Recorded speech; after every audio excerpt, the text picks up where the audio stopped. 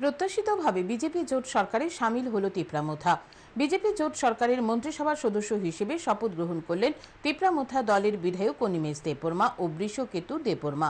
বৃহস্পতিবার রাজভবনে তাদেরকে শপথ বাক্য পাঠ করান রাজ্যপাল ইন্দ্রসেনা রেড্ডি নাল্লু। প্রত্যাশিতভাবে সকল জল্পনার অবসান ঘটিয়ে বিজেপি জোট সরকারে সামিল হল তিপ্রামোথা। বৃহস্পতিবার বিজেপি জোট সরকারের মন্ত্রিসভার সদস্য হিসেবে শপথ গ্রহণ করলেন তিপ্রামোথা দলের দুই বিধায়ক। এই দিন মন্ত্রিসভার সদস্য হিসেবে শপথ গ্রহণ করলেন বিধায়ক অনিমেষ দেববর্মা ও বিধায়ক বৃষকেতু দেববর্মা।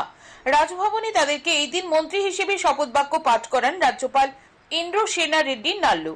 এই দিন প্রথমে মন্ত্রী হিসেবে শপথ গ্রহণ করেন অনিমেষ দেববর্মা।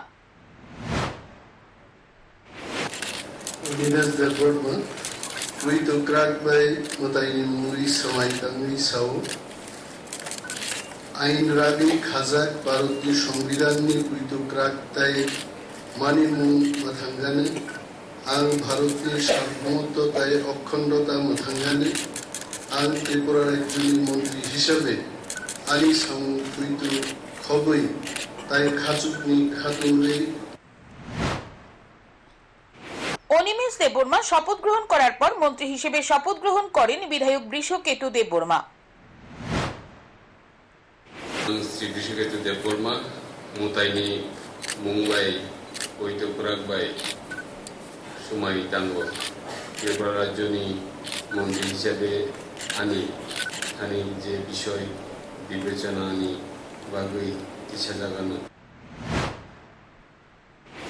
এই দিনের শপথ গ্রহণ অনুষ্ঠানে উপস্থিত ছিলেন রাজ্যের মুখ্যমন্ত্রী ডক্টর মানিক সাহা, তিপ্রামোথা দলের প্রাক্তন সুপ্রিমো প্রদ্যোৎ কিশোর দেববর্মন সহ অন্যান্যরা।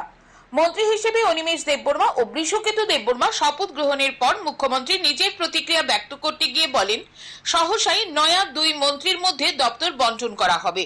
তিনি আরো জানান, তিনি পশ্চিমবঙ্গ সফর থেকে ফিরে আসার পর দপ্তর বন্টন করা হবে। শিগগিরই আপনারা জানতে পারবেন কখন এবং কাকে কি দপ্তর দেওয়া হচ্ছে, এর মধ্যে খবর পাবেন। পূর্ব ত্রিপুরা থেকে দাঁড়াতে পারেন, এখনো ডিসিশন হয়নি, সবই সময়ে সব জানা যাবে। কবে নাগাদ বন্টন করা হবে? এর মধ্যে হয়ে যাবে। আমি এখন যাচ্ছি এয়ারপোর্টে, আর কি সম্প্রচারণ যেতে হবে মালদা, আমি আসার পরে ডিসিশন। আর কি সম্প্রচারণের কোনো গ্রুপ রয়েছে? বললাম না, যখন যা হবে সব জানবেন আপনারা। শপথ গ্রহণের পর মন্ত্রী অনিমেষ দেববর্মা নিজের প্রতিক্রিয়া ব্যক্ত করতে গিয়ে বলেন, বিরোধী দলনেতার একটা দায়িত্ব আর মন্ত্রীর আরেকটা দায়িত্ব। ওনার দায়িত্বের পরিবর্তন হয়েছে। যে লক্ষ্য নিয়ে তিপ্রামোথা দল গঠন করা হয়েছে সেই লক্ষ্যের ফসল হলো দলের দুই সদস্য মন্ত্রী হওয়া। আমার মনে করার কি আছে, আমরা যে লক্ষ্য নিয়ে দলটা করেছি এই দলটাই তো একটা ফসল। অনেক দল আছে যারা 50 বছর দল করেও একটা মন্ত্রিত্ব নেওয়া যায় না। তিপ্রামোথার যে আন্দোলন, যে লক্ষ্য নিয়ে আমরা এগিয়েছি, এই লক্ষ্যের একটা সাফল্য এটাই আরো হবে। অপরদিকে মন্ত্রী বৃষকেতু দেববর্মা নিজের প্রতিক্রিয়া ব্যক্ত করতে গিয়ে বলেন, মন্ত্রী হিসেবে শপথ গ্রহণের পর দায়িত্ব আরো বেড়ে গেছে। তিপ্রামোথা দল সরকারে সামিল হলো গ্রেটার ত্রিপুরাল্যান্ডের দাবি থেকে যাবে, আন্দোলন জারি থাকবে।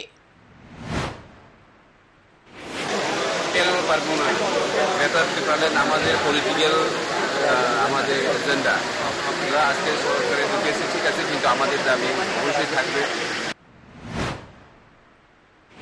তিপ্রামোথা দলের প্রাক্তন সুপ্রিমো প্রদ্যোৎ কিশোর দেববর্মন নিজের প্রতিক্রিয়া ব্যক্ত করতে গিয়ে তিনি যথেষ্ট গুরুত্বপূর্ণ একটা ইঙ্গিত দেন। তিনি বলেন, লোকসভা নির্বাচনে পূর্ব ত্রিপুরা আসন থেকে এমন কাউকে নির্বাচিত করা হবে যে লোকসভায় তিপ্রামোথা দলের দাবি নিয়ে সরব হবে। অর্থাৎ তিনি বকলমে বোঝাতে চেয়েছেন তিপ্রামোথা দলের পছন্দ মতো কাউকে পূর্ব ত্রিপুরা লোকসভা আসনে প্রার্থী করা হবে। हमने अकॉर्ड साइन किया है ट्राइपेटाइट, दिल्ली में, स्टेट में और हम। दिल्ली में भी हमें ऐसे ही व्यक्ति चाहिए जो हमें अड़चन ना दे, रोड ब्लॉकेट ना करे।